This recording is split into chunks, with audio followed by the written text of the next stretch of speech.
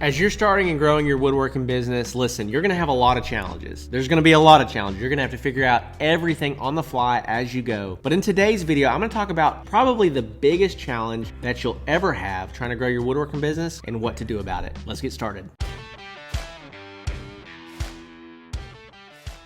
What is up, you guys? Welcome back to the channel. Welcome back to the podcast. I say it in every video, but I mean it. You could be anywhere. You could be hanging out with anybody. You could be doing anything, but you chose to invest that time hanging out with me, and I'm glad that you're here, and I hope that these videos are helpful to you. And if they are, be sure to like and subscribe if you haven't already subscribed. And so in today's video, I want to talk to you about the biggest challenge that you're ever really going to have growing your woodworking business and what to do about it. And so you might be like, okay, Zach, well, what's the biggest challenge? Before we dive into this, let me walk through what all your challenges are going to be. So number one is lead flow. This is the number one challenge that I see brand new woodworkers having, is that they simply don't have enough new leads, new potential sales in their pipeline. And so they've got to figure out how to get out in front of more people, step up to the plate, get enough at-bats, aka opportunities to sell, and start selling more. Now, once you figure that out, then you have a lot of new business coming your way. You got a lot of money coming into the business, you have a lot of product flowing out, and you've got to get all the other things in order, right? You got to get your shop in order, you got to get your finances in order, your taxes in order, and then you got to start worrying about hiring people, maybe moving out of your garage into a commercial space, getting a showroom. This is what I did. This is the path that I took to scale my own woodworking business from less than $5,000 per month in my garage back in 2017 to ultimately averaging over $70,000 per month last year in 2023 and selling that business at the end of the year.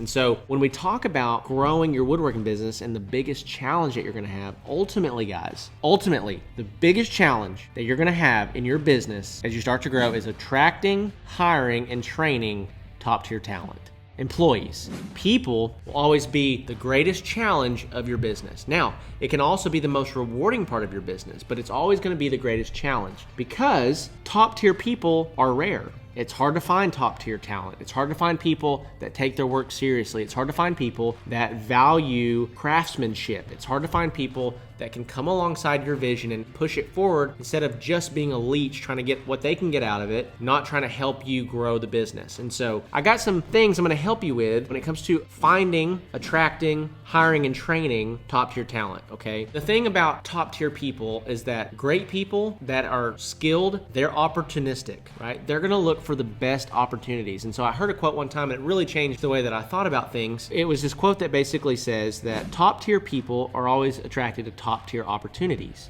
And so you have to be able to present a great opportunity to somebody for them to be interested in what you're doing. You have to have a healthy and big and growing business in order to attract top tier talent. And we got to really look through the lens of what are people incentivized by. So top tier people generally are financially incentivized. Guys, they're motivated by making good money, making more money, and they like to have autonomy. Top tier people don't like you looking over their shoulders. They want to be able to kind of figure out the best way to do it and then just go do it, right? They want to be able to do it how they see fit. And then ultimately flexibility. Like sometimes in your business you can offer flexibility, sometimes you can't. But one thing that I always try to do was not be just rigid about schedules and routines, but let the shop agree together on what they decided they wanted to do. But here's some different ways that we can break down how to incentivize and also to keep top tier talent. So number one is to have an incentivized based pay program.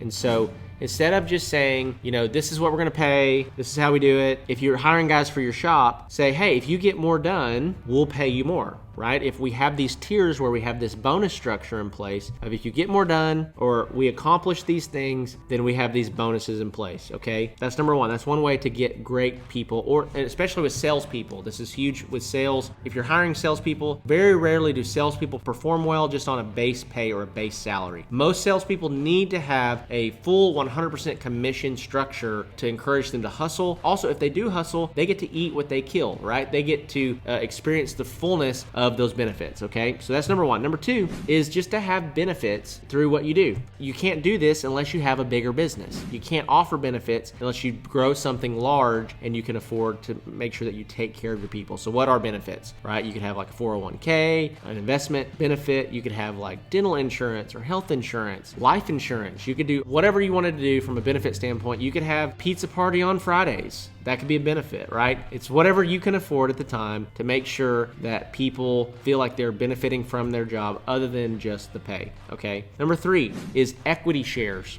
As you're hiring employees, this is probably not something that I would encourage you to do right out of the gate, giving up equity in your business, but this would make them a part owner in your business. So if you find somebody that's a total killer, that's incredible, you may consider giving them part equity in your business to stick around. If they stick around and you grow the business, and let's say you scale the business, or you take dividends out of the business each year, they would get an additional payment structure on top of their salary or on top of their commissions or whatever that might be. So equity shares. And then ultimately, guys, what top tier people want is they want the opportunity to grow. They don't want things to just stay the exact same way that they are. They want to be able to advance throughout the business. They want to be able to take on more responsibility, earn more money, and ultimately kind of set their own vision for how they feel like things should go. And so if you don't have an opportunity for somebody to grow, if you don't have an opportunity for somebody to start really leveling up, guys, it's not going to work. Okay. So those are just some financial ways that you can find and retain top talent. Now, let me just talk to you about the relationship side of things too. Now, I'll be the first to say that this has not always been my strong suit. I have a lot of irons in the fire. I have a lot of things going on. It's very difficult for me to sit down and just spend lots of quality time with all my employees, or sit down and spend a lot of time with all the people that help me accomplish the vision that I have, right? But relationships are huge at the end of the day. If you can establish and have a great relationship with your people, guys, at the end of the day, this is going to play a huge factor in retaining talent. Now, you can't have a great relationship with them and pay them pennies, right? You got to pay these people what they're worth. But if you can do that, and you can also have a great relationship with them and develop a friendship with them, they are much more likely to stick around and help you advance the ultimate vision of the business that you're trying to grow. And so, guys, if this is a challenge for you, if you're trying to grow, maybe number one, you're struggling with sales, you're struggling with systems inside of your business, you're struggling with finding good talent, you're struggling with getting out of the garage, getting into your first commercial space, whatever this might be, I'm telling you, you got to check out the Woodworking Business Accelerator program. We're helping people all over the United States and Canada scale and grow their woodworking business. We've got people that literally went from on the brink of bankruptcy as they joined the program to now 6 months later doing $25,000 to $35,000 per month in sales. We have proven results. We are the best at this in our industry. I'm telling you, it's worth investing into your business. It's worth increasing your lead flow, getting more sales, developing your brand, getting better photos, getting better video, and filling out the infrastructure of your business. And so if that is you, be sure to check out the link below for the Woodworking Accelerator program. Just the last couple things. Number one, if you're not subscribed yet, what are you doing? What are you doing? What are you doing? This is the best channel on YouTube to learn woodworking business principles. There's no one else out there that's teaching it the way that we're teaching it. There's no one else out there that's helping you grow the business side of your business. Listen, you can learn how to build tables or build furniture or what tools you need to buy. You can learn that anywhere. Everybody's doing that on YouTube, but that's not what actually grows your business. The business principles are what's going to grow your business. So if you're trying to grow a woodworking business, make sure that you like and subscribe. I got one more thing for you. Free resource below, Handmade Business Secrets ebook. It's about 100 pages long, over 1,200 downloads now. Everyone loves it. It's the best thing since sliced bread. Go download it for free. Go download it, check it out. You're going to love it. But other than that, I'll see you in the next video.